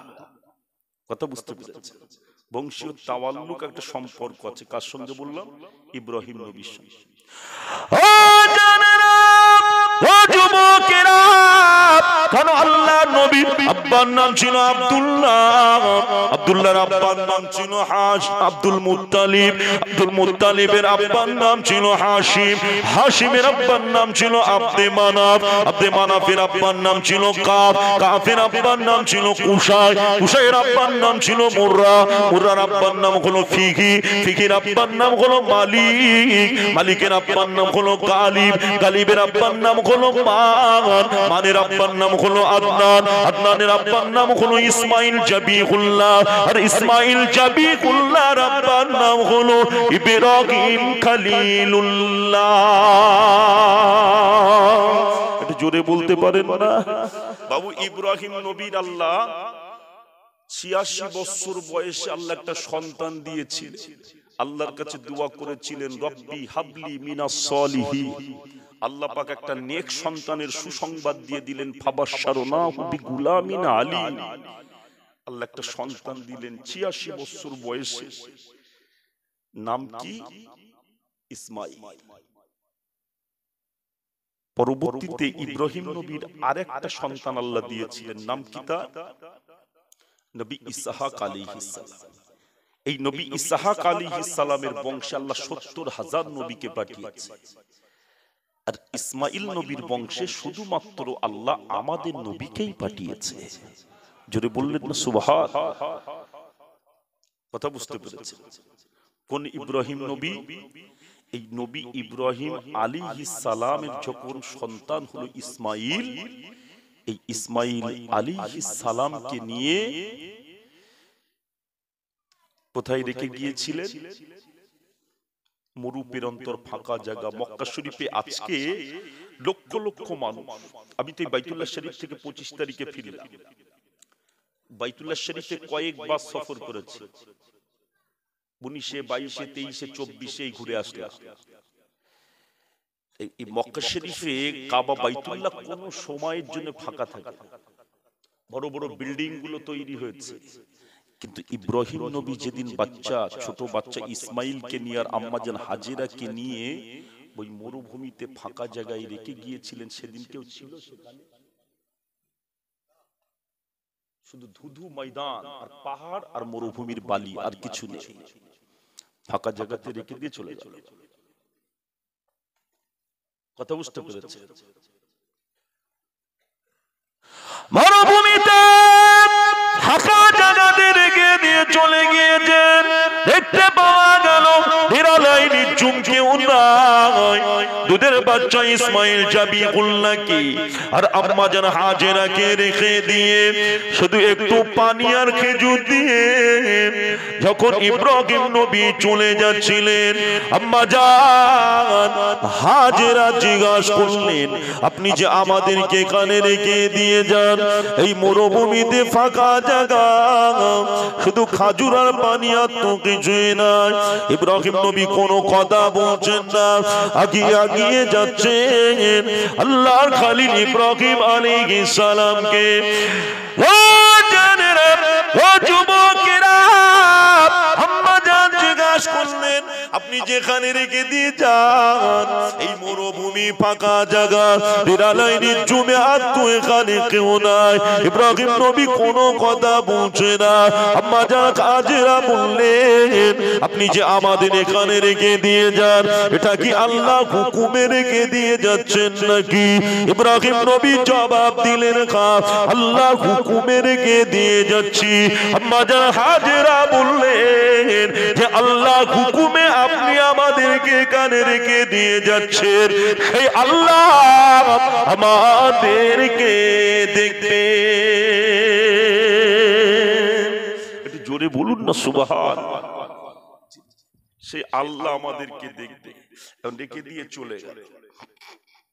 কথা বুঝতে পেরেছে? আচ্ছা, আল্লাহ যদি কাউকে দেখে, দুনিয়ার কোন শক্তি তাকে কিছু করতে পারে? কথা বলে বাবু, আল্লাহ রসুলের কাছে আল্লাহ পাক যখন জানিয়ে দিয়েছিলেন, ওয়ানজির আশিরাতাকাল আকরাবিন, হাবিব আপনি মানুষের কাছে এবারে দিনের দাওয়াত দেন প্রকাশ্যে, আপনার নিজের লোক আপনজনদেরকে গিয়ে বলে। কথা বুঝতে পেরেছে? যখন আল্লাহ পাক বললেন, আল্লাহ রসুল ওই সাফা পাহাড়ের উপরে উঠলেন। সাফা পাহাড়, এই সাফা পাহাড়ের উপরে উঠে আল্লাহ রসুল মক্কার মানুষদেরকে ডাকলেন। আল্লাহ নবী বললেন, আমাকে কি তোমাদের বিশ্বাস হয়? আমার কথাগুলোকে কি তোমরা বিশ্বাস করো? মক্কার মানুষেরা বললেন, আপনি হলেন আল আমিন, আপনি হলেন সাদিক, আপনি সত্যবাদী, আপনাকে আমরা বিশ্বাস করি। আল্লাহ রসুল মক্কার মানুষদেরকে বললেন, দেখো এই সাফা পাহাড়ের পিছনে একদল শত্রুরা দাঁড়িয়ে রয়েছে অস্ত্র শস্ত্র নিয়ে, যে কোনো সময় আমাদের উপরে আক্রমণ করতে পারে, এটা কি তোমাদের বিশ্বাস হয়? মক্কার মানুষেরা বললেন, হ্যাঁ। আল্লাহ রসুল বললেন, দেখো শত্রুরা আমাদের উপরে আক্রমণ করলে যে ক্ষতিটা হবে, তার থেকেও কঠিন ক্ষতি আমাদের হবে যদি আমি মুহাম্মদ সাল্লাল্লাহু আলাইহি ওয়াসাল্লাম আমাকে নবী বলে না মেনে নেন, আল্লাহকে যদি এক বলে না স্বীকার করেন, কঠিন আযাবের ভিতরে আপনাদের গ্রেফতার হতে হবে। সবাই চুপ করে আছে। আল্লাহ রসুলের চাচা ছিলেন আবু লাহাব, হাতে করে পাথর তুললেন, তুলে বললেন, তাব্বাল্লাকা আলী হাযা জামাতানা, মুহাম্মদ তুমি কি আমাদেরকে এখানে জামায়াত করেছো? এই কথা শোনানোর জন্য আল্লাহ রাসূল ব্যথিত হলেন, কষ্ট পেলেন, ভারাক্রান্ত মন নিয়ে নবীজি দাঁড়িয়ে আছেন। আল্লাহ তার হাবিবের কষ্টটা সহ্য করতে পারে? আল্লাহ পাক সঙ্গে সঙ্গে একটা কমপ্লিট সূরা সূরা লাহাব আল্লাহ নাযিল করে দিয়ে বললেন, তাব্বাত ইয়াদা আবি লাহাবিন ওয়া তাব, ধ্বংস হোক আবু লাহাব এবং তার দুই হাত, মা আগনা আনহু মালুহু ওয়া মা কাসাব, এবং তার ধন সম্পদ মাল সামান কোনো কাজে আসবে। সূরা লাহাব আল্লাহ নাযিল করে দিলেন, আরো অনেক কথাই বললেন। এখন এই মক্কার মানুষেরা আল্লাহ রসুলের হাতে হাত দিয়ে যখন ঈমানের কালেমা পড়ে একে একে ইসলামের সুশীতল ছায়াতলে আশ্রয় নিচ্ছিলেন, যখন একে একে সব ঈমানের কালেমা পড়ে ইসলামের সুশীতল ছায়াতলে একে একে আশ্রয় নিচ্ছেন, সেই সময় আবু লাহাবের স্ত্রী উম্মে জামিলা মক্কার মানুষদের কাছে গিয়ে বলেছিলেন, তোমরা নাকি মুহাম্মাদের কাছে যাও, তোমরা কি জানো মুহাম্মদ একজন পাগল? বলুন নাউজুবিল্লাহ। জানো? মক্কার মানুষেরা চিন্তা করলেন কেমন পাগল, তো একটু দেখিয়ে আসি। আল্লাহ রসুল কাবা শরীফে রয়েছে, মক্কার মানুষেরা সব দলে দলে এসছে, এসে দেখছে আল্লাহ রসুল কোরআন পড়ছে, নবীজির গায়ের নূরের রশ্মিতে আল্লাহ অন্ধকার কাবা ঘরের ভিতরটা আলোয় আলো করে দিচ্ছে। সবাই বললেন এ কি কথা, এ তো পাগল নয়, বেশক আল্লাহ পাকের নবী। সবাই একে একে ঈমানের কালেমা পড়তে লাগলেন। এখন উম্মে জামিলা দেখলেন কি সর্বনাশ, এ যা পরিস্থিতি তৈরি হচ্ছে, তো একে একে আমার স্বামী আবুল লাহাবের অস্তিত্ব আর মক্কায় থাকবে না, কেউ লিডার বলে মানবে না। আবু জেহেল, আবুল লাহাব অথবা সাইবা, এদেরকে কেউ নেতা বলে তো আর মানবে না। তাহলে আমার স্বামীর অস্তিত্ব আর মক্কায় থাকবে না, কি করতে হবে? একটাই উপায় আছে, মুহাম্মদকে দুনিয়া থেকে সরিয়ে দাও। আল্লাহ রসুলকে মারার জন্য একদিন এই উম্মে জামিলা পাথর নিয়ে আসছে। নবীজি তখন বসে আছেন কাবা শরীফে। আমি আপনাদেরকে একটা কথা বলতে গিয়ে এখানে এসেছি। কথাটা কি? আল্লাহ যদি কাউকে বাঁচায়, দুনিয়ার কোন শক্তি তাকে মারতে পারে না। এখন নবীজিকে মারার জন্য এসেছে।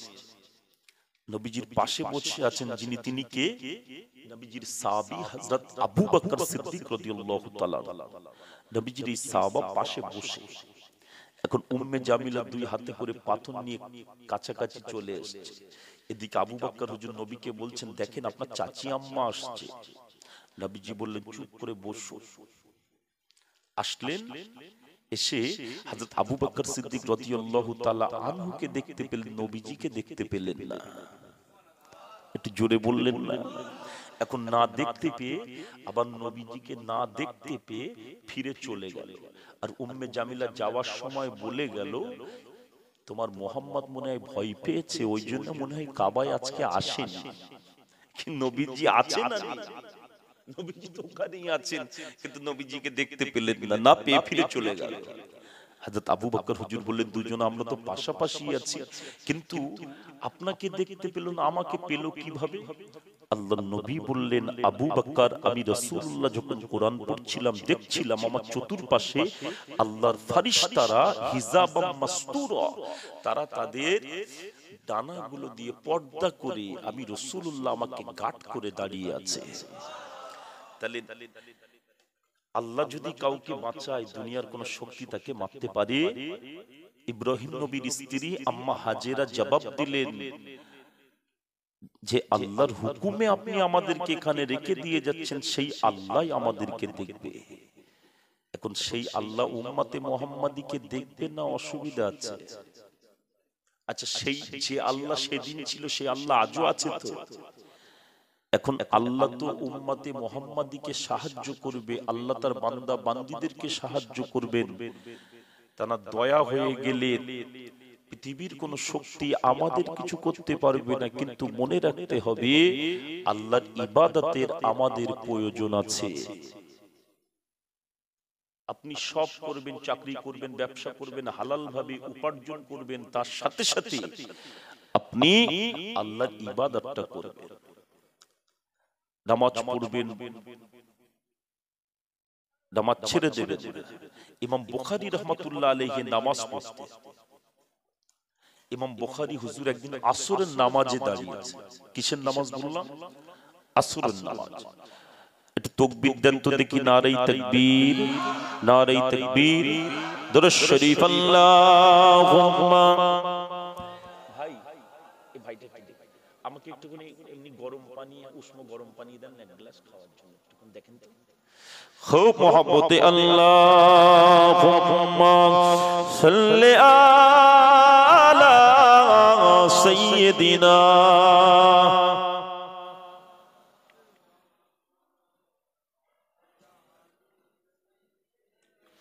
ইয়া নবী মুহাম্মদ, ইয়া রাসূল মুহাম্মদ, তুমি মোর শাফায়াত, তুমি মোর শাফায়াত, তুমি মোর শাফায়াত, তুমি মোর শাফায়াত।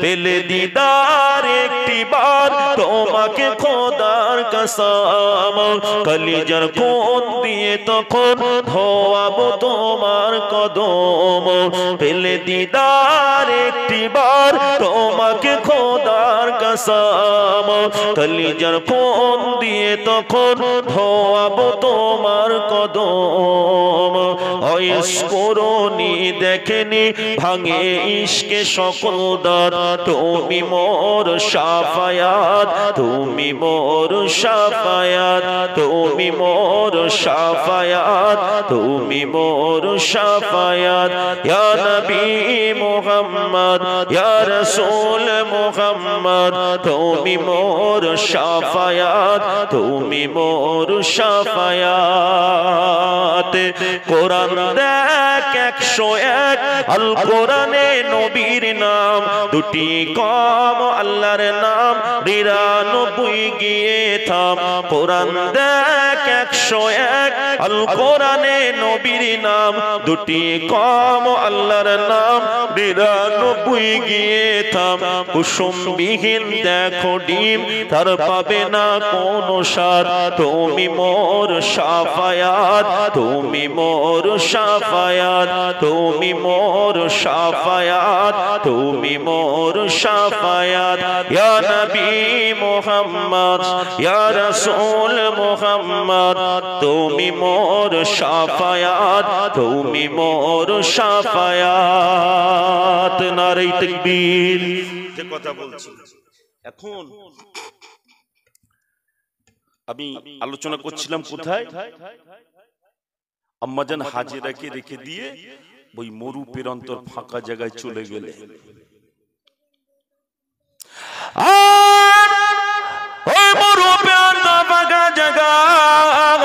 দুধের বাচ্চা ইসমাইল জাবিহুল্লাহকে আম্মাজান হাজেরাকে রেখে দিয়ে চলে গেল দেখতে পাওয়া গেল একদিন ওই খাজুরার পানি শেষ হয়ে গিয়েছে খাজুরার পানি নাই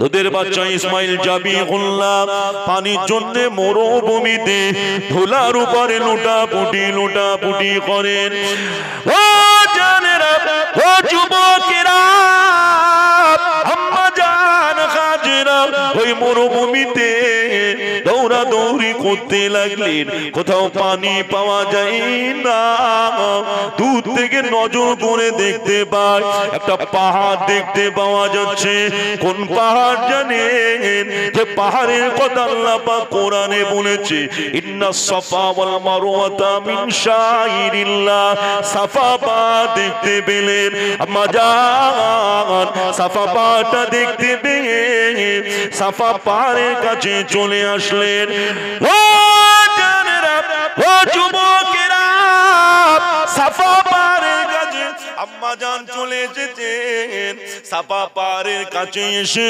আম্মাজান পানি দেখতে পেলেন না আম্মাজান কেন সাফা পাহাড়ে ছুটে এসেছে জানেন সাফা পাহাড়ে যখন রৌদ্রটা লাগছিল পাথরের উপরে দেখে মনে হচ্ছিল ওখানে পানি আছে ওই জন্য আম্মাজান ছুটে ছুটে সাফা পাহাড়ের কাছে এসেছিলেন কিন্তু পানি ওখানে পেলেন না আম্মাজান সাফা থেকে মারোয়ায় ছুটে ছুটে চলে গেল ও জানেরা ও যুবকেরা আম্মাজান একবার মারোয়াতে দৌড়াদৌড়ি করেন একবার দুবার নয় 7-7 বার দৌড়াদৌড়ি করেছেন এই আম্মাজান হাজেরা দৌড়াদৌড়ি আল্লাহ পাকের এত পছন্দ হয়ে গিয়েছে আল্লাহ পাক জানিয়ে দিয়েছেন আমার যত হাজী হাজীরা আমার যত উমরাকারী বান্দা বান্দিরা এই সাফা মারোয়া এই মক্কা শরীফে কাবা বাইতুল্লাহতে আসবে আমি আল্লাহ তাদের জন্য দে এই সাফা মারওয়া সাই করা ওয়াজিব করে দিলাম ও জানেরা ও যুবকেরা আম্মাজান হাজরা দৌড়াদৌড়ি করতে লাগলেন, ছোটাছুটি করছেন, মরুভূমিতে পানি নাই। দুধের বাচ্চা ইসমাইল জাবিহুল্লাহ বারবার ধুলার উপরে পা গুলোকে মারতে লাগলেন। মরুভূমির বাড়িতে বড় কষ্ট হচ্ছে, কিন্তু পানি পাওয়া যায় না। আম্মাজান শুধু পাটাকে জমিনের উপরে মারছেন। ও জানেরা, ও যুবকেরা, দেখতে পাওয়া গেল আল্লাহ পাক সহ্য করতে পারেন না, আল্লাহ পাক সইতে পারেন না, আল্লাহ পাক সহ্য করতে পারেন না, আল্লাহ পাক সইতে পারেন না। আল্লাহ পাক কি করলেন? জিবরাইল আমিনকে ডেকে বললেন, জিবরাইল আমি আর সহ্য করতে পারি না, যাও আবার ইসমাইলের পায়ের গোড়ায় জিবরাইল তোমার ডানার আঘাতে আবার ইসমাইলের পায়ের গোড়া দিয়ে পানির নহরটা জারি করে দাও। একটু জোরে বলুন না সুবহান। এখন পানি জারি হয়ে গিয়েছে। আম্মাজান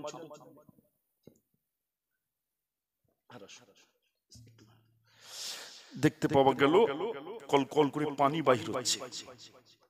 আম্মাজান ছুটে ছুটে চলে আসলেন, এসে ওই পানির চতুর্দিকে বালিগুলো দিয়ে দিতে লাগলেন। ওই পানিটা কোন পানি?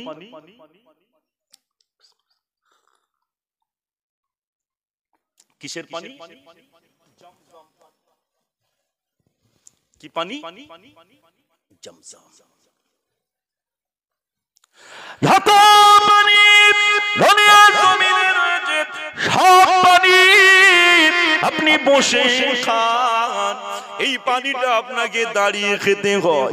কাবা শরীফের দিকে মুখ করে এই পানিটা পান করতে হয়। আল্লাহুম্মা ইন্না আসালুকা ইলমান নাফিয়া ওয়া রিজকান ওয়াসিয়ান ওয়া শিফাআম মিন কুল্লি দাইন। এই দোয়াটা বলে কাবা শরীফের দিকে মুখ করে এই পানিটাকে পান করতে হয়। সোনা মানিকেরা, আল্লাহুম্মা ইন্না আসালুকা ইলমান নাফিয়া, আল্লাহ আপনি আমাকে উপকারী ইলম দান করুন। আল্লাহ পাক আপনি আমার উপকারী ইলম দান করুন। আল্লাহুম্মা ইন্না আসালুকা ইলমান নাফিয়া ওয়া রিজকান ওয়াসিয়ান, আল্লাহ আপনি আমার রিজিকে বরকত দিন। ওয়া শিফাআম মিন কুল্লি দাইন, আল্লাহ পাক আপনি আমার বিমারি থেকে শিফা দিন। এটা জোরে বলতে পারেন না? একটু মহব্বতে বলুন। ও জানেরা, ও যুবকেরা, এই জমজম কূপ একটা সময় বন্ধ হয়ে গিয়েছিল।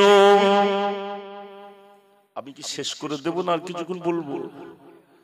এই জমজম কূপ আল্লাহ একটা সময় বন্ধ করে দিয়েছে। এই একটা সময় এই জমজম কূপটা বন্ধ হয়ে গিয়েছিল। বানি জুরহাম গোত্রের মানুষের এই কূপটাকে বন্ধ করে ফেলে। এই কূপটা যখন বন্ধ হয়ে গেল, আল্লাহ রসুলের দাদু জানের নাম ছিল কি? ওনার নাম ছিল সাইবা। কি নাম? সাইবা। আব্দুল মুত্তালিবটা কিভাবে হলো? কথা বুঝতে পারেননি? নাম কি ছিল? সাইবা। কিন্তু আব্দুল মুত্তালিবটা কিভাবে হয়েছে?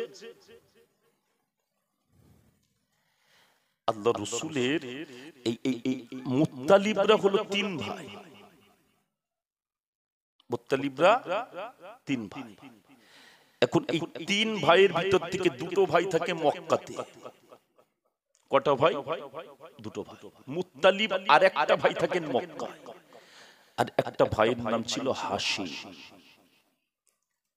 এখন এই হাশিম ইনি ফিলিস্তিনে যাচ্ছেন। কোথায়? ফিলিস্তিন। ফিলিস্তিনে একটা মসজিদ আছে। কি মসজিদটার নাম? এই কোচি বলছে আল আকসা। এই মসজিদটি মুসলমানদের সর্বপ্রথম কিবলা ছিল। মদিনা শরীফে একটা মসজিদ আছে, মসজিদে কিবলাতাই। কি মসজিদ বললাম? মসজিদে কিবলাতাই। আল্লাহ রাসূল ওই মসজিদে আসরের কিতাবের অনেক জায়গাতে আছে জোহরের নামাজের কথা। নবীজি 2 রাকাতে বৈঠকে বসলেন। মদিনা শরীফে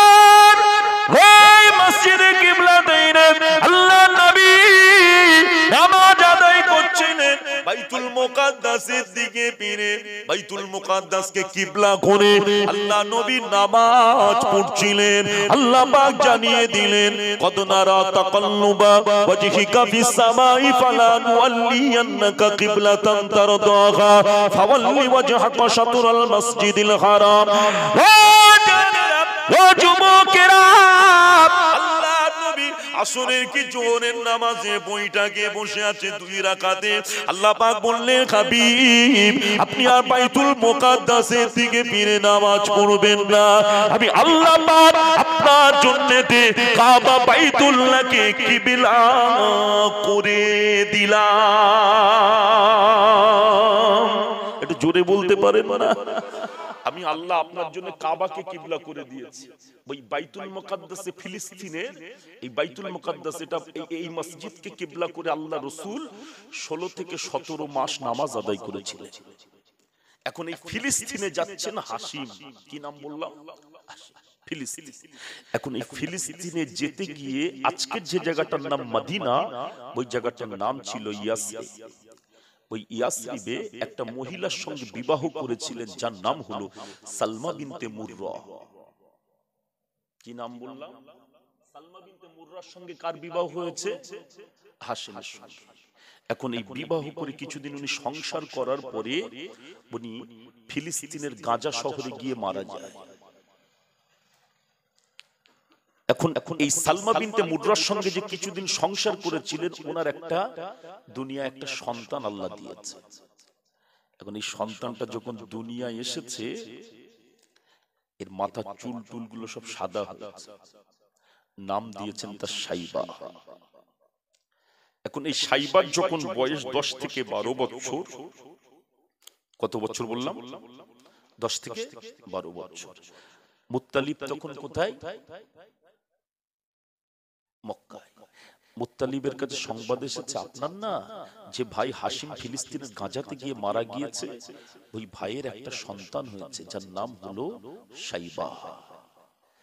এখন এই কথা মুত্তালিব শুনে বড় খুশি হয়ে চিন্তা করলেন আমার তো সন্তান নেই, আর আমার ভাইয়ের যখন এই সন্তান মদিনাতে আছে তা ওকে একটু নিয়ে আসা যায়। এখন ভাইপোকে আনার জন্য চাচা এসছে কোথায়? মদিনাতে। এখন এসে ভাবিজান সালমা বিনতে মুররাকে বললেন ভাবিজান শুনেছি নাকি আমাদের একটা ভাইপো হয়েছে, তো ওকে একটু দেন, একটু নিয়ে যেতে চাই মক্কায়। ভাবিজান সালমা বিনতে মুররা বললেন না, আপনার ভাই তো দুনিয়ায় বেঁচে নেই, আমি এই বাচ্চাটিকে নিয়ে থাকি, আমি দিতে পারবো। মুত্তালিব বললেন দেখেন ভাবিজান এই বাচ্চাটিকে যদি আপনি দেন এই কাবার মাতওয়াল্লি হবে, এই কাবার মাতওয়াল্লি হবে। এখন কোন আব্বা মা চাই না বলেন তো ছেলেটা সম্মানের সঙ্গে বাঁচুক, সবাই তাকে চিনুক, ছেলেটার নাম হোক দাম হোক, কে চায়? সবাই তো চায়। সালমা বিনতে মুররা চিন্তা করলেন বাপ বেঁচে নেই তো কি হয়েছে। যখন চাচা হয়ে নিতে এসেছে চাচার কাছে দিয়ে দেওয়া যাক, চাচার কাছে দিয়ে দিলেন। সালমা বিনতে মুররার কাছ থেকে সাইবাকে নিয়ে মুত্তালিব মক্কাতে আসছে, আর উটের পিঠে করে আসছে।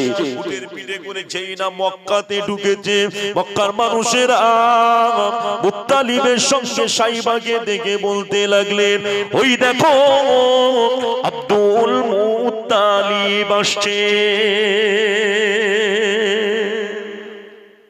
ওই দেখো আব্দুল মুত্তালিব আসছে।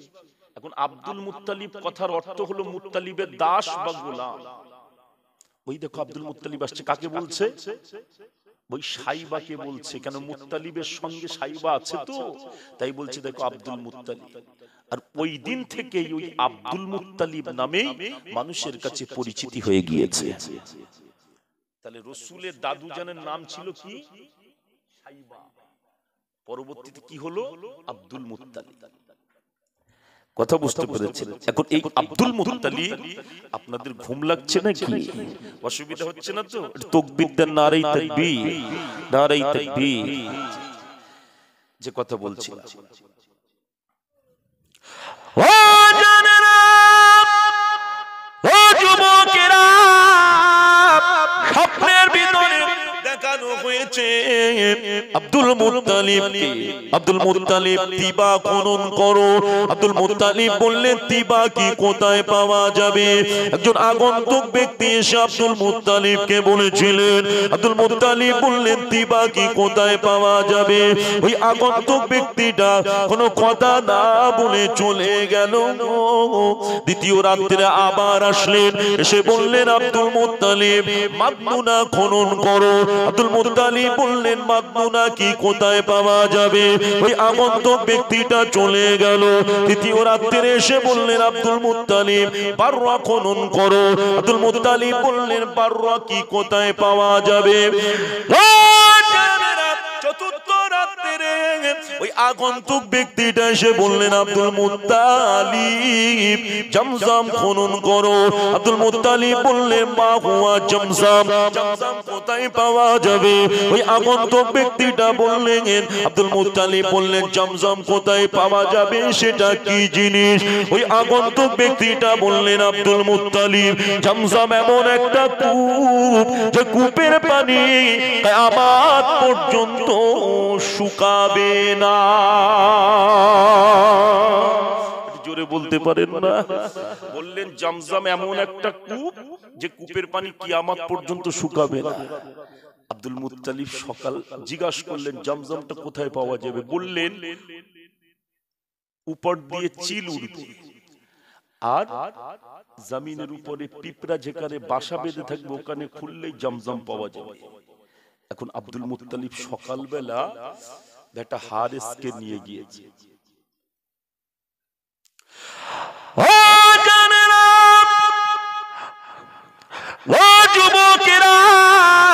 আব্দুল মুত্তালিবের 10টা পুত্র সন্তান ছিল।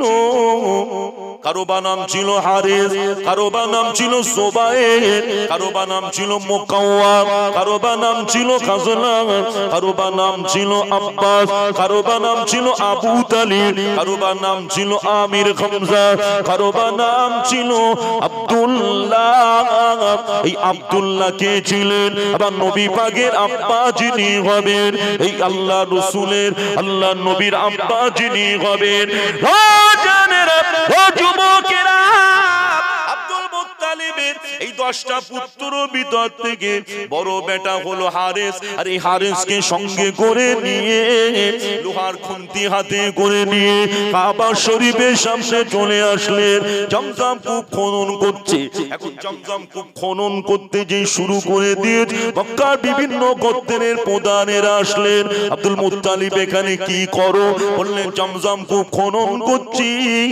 বললেন এটা তো হতে দেব না, এটা হলো আমাদের নবী ইসমাইল জাবিহুল্লাহর কূপ।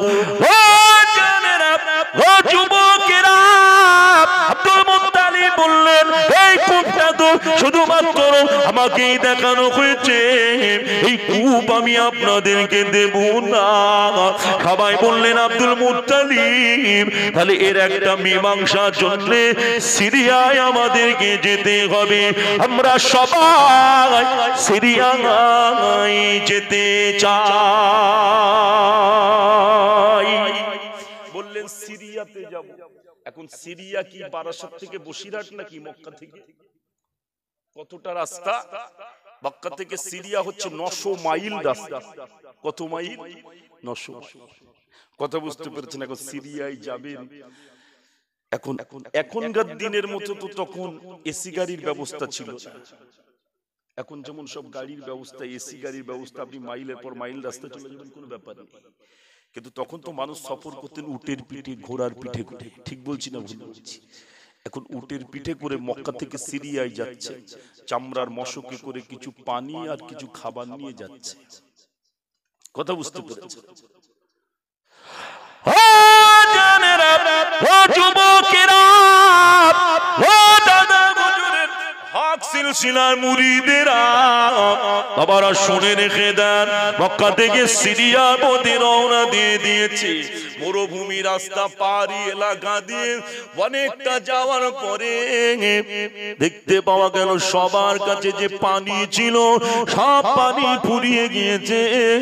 সবাই বলতে লাগলেন, আব্দুল মুত্তালিব আমাদের কাছে তো আর পানি নাই, কি করব? আব্দুল মুত্তালিব বললেন, পানির ব্যবস্থা আমি কি করে করব? পানির জন্য তো আমি জমজম খনন করছিলাম, সেটা তো আপনারা আমাকে করতে দেননি, এখন আমি কি করব? ও জানেরা, ও যুবকেরা, মানুষেরা বললেন, আব্দুল মুত্তালিব আপনি হলেন কাবার মাতোয়াল্লি, আপনি যেটাই করবেন সেটাই হবে। আব্দুল মুত্তালিব বললেন, তাহলে একটা কাজ করো, আমাদের যদি এখানে মৃত্যু হয়ে যায়, আমাদের বডি গুলো হিংস্র জন্তুদের ছিঁড়ে ছিঁড়ে খেয়ে নেবে। একটা কাজ করো, সবাই একটা করে গর্ত করো, যে প্রথমে মারা যাবে সবাই মিলে তাকে গর্তের ভিতরে দিয়ে দেওয়া হবে। এইভাবে দেখতে পাওয়া যাবে সবার কবর হয়ে যাওয়ার পরে শেষে একজনের কবর হবে না, সবার কবর না হওয়া চাইতে একজনের না হওয়াটা ভালো। ও যুবকেরা, আব্দুল মুত্তালিবের কথা মতো সবাই তাই করলেন। দেখতে পাওয়া গেল একজন ব্যক্তি গর্ত খোঁড়ার পরে বলতে লাগলেন, ওই দেখেন না সেই পানি দেখতে পাওয়া যাচ্ছে। আব্দুল মুত্তালিব বললেন, ওটা পানি নয়, ওটা হলো বিজ্ঞানের ভাষাতে মরীচিকা। এখন সূর্যের আলোটা যদি রাস্তার উপরেতে পড়ে, দেখলে যেন দূর থেকে মনে হয় ওখানে পানি আছে, কিন্তু ওটা তো পানি নয়, ওটা মরীচিকা। সবাই বললেন, আব্দুল মুত্তালিব একটু চলেন না, একটু আগিয়ে আগিয়ে যাওয়া যাক। ও জানেরা, ও যুবকেরা, আব্দুল মুত্তালিবের কথা, আব্দুল মুত্তালিবের সঙ্গে কথা বলে সবাই উটের পিঠে উঠে গেল। আব্দুল মুত্তালিব উটের পিঠে উঠেছে, সবাই উটের পিঠে উঠে টুক টুক টুক টুক যেতে লাগলেন। আব্দুল মুত্তালিব যে উটের পিঠে উঠেছে, ওই উটের পাটা আল্লাহ জমিনের উপরে রাখার সঙ্গে সঙ্গে দেখতে পাওয়া গেল। ও জানেরা, ও যুবকেরা, আব্দুল মুত্তালিবের উটের পায়ের গোড়া দিয়ে ফলফল করে আল্লাহ পাক পানি জারি করে দিয়েছে। জোরে বলুন না সুবহানাল্লাহ। পানি যেই বাহির হচ্ছে, সবাই বললেন, আব্দুল মুত্তালিব আজ সিরিয়ায় যাওয়ার দরকার। আমরা বুঝতে পেরে গিয়েছি, যিনি আপনার এই উটের পায়ের গোড়া দিয়ে পানি জারি করে দিয়েছে, উনি আপনাকে জমজম দিয়েছে। আমরা আজ সিরিয়াতে যাব, আমরা আজ সিরিয়াতে যেতে চাই না। সোনাচ্চাঁদেরা, সোনা মানিকেরা, আলোচনা শেষ করা যায় না, যত আলোচনা করব ততই আপনাদের শুনতে ভালো লাগবে। ঠিক বলছি না ভুল বলছি? আলোচনা শেষ নাই। এই যে আলোচনা ধরেছি দরিয়া আলোচনা, কথা বুঝতে পেরেছেন? সোনাচ্চাঁদেরা, সোনা মানিকেরা, আমার আব্বা জানেরা, আমি গুনাহগার, আপনারা আমাকে কম বেশি চেনেন জানেন। অনেকদিন পরে আবার এখানে একটু আসলাম, অনেকটা দিন হয়ে গিয়েছে, যে এর আগে কয়েকবার এসেছি, আবার বছরে আসলাম, আল্লাহ নিয়ে এসছে। বলতে বলতে প্রায় 1 ঘন্টা 45 মিনিট মতো আপনাদের কাছে আলোচনা রাখলাম, আপনারা শুনলেন। এখন আসেন একটু বিশ্ব নবীর দরবারে সালাম পড়ি। ইয়া নবী সালামুন আলাইকা,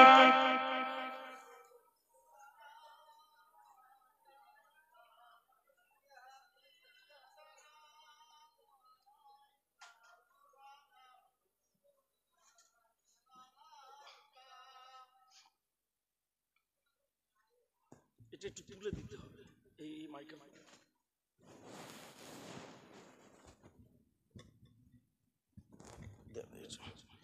طلع البدر علينا من ثنيات الوداع وجب الشكر علينا ما دعا لله داعي يا نبي سلام عليك يا رسول سلام عليك يا حبيبي سلام عليك صلوات الله عليك يا نبي নবী সালামুন আলাইকা ইয়া রাসূল সালামুন আলাইকা ইয়া হাবিবি সালামুন আলাইকা طلع البدر علينا من ثنية الوداع وجب الشكر علينا ما دعا لله داعي يا نبي سلام عليك يا رسول سلام عليك يا حبيبي سلام عليك صلوات الله عليك يا نبي سلام عليك يا رسول سلام عليك يا حبيبي سلام عليك তোমারি ওসিলা দিয়া কান্দিলে নাদাম হাওয়া হইল মাবুদের দয়া কবুল করিলেন দুআ ইয়া নবী সালামুন আলাইকা ইয়া রাসূল সালামুন আলাইকা ইয়া হাবিবি সালামুন আলাইকা সালাওয়াতুল্লাহ আলাইকা পড়িল আল্লাহর বাণী পোহালো দুঃখের রজনী হইল জগতে নুরানি আমিনার নয়নের মনি ইয়া নবী সালামুন আলাইকা ইয়া রাসূল সালামুন আলাইকা ইয়া হাবিবি সালামুন আলাইকা সালাওয়াতুল্লাহ আলাইকা সকলে বসুন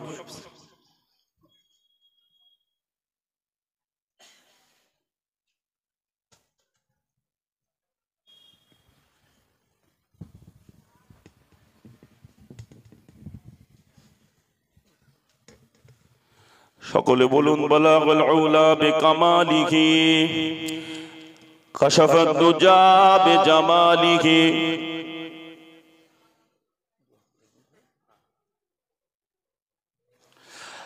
হাসানাতু জামিউ খিসালিহি সাল্লু আলাইহি ওয়া আলিহি আল্লাহুম্মা সাল্লি আলা سيدنا وعلى آل سيدنا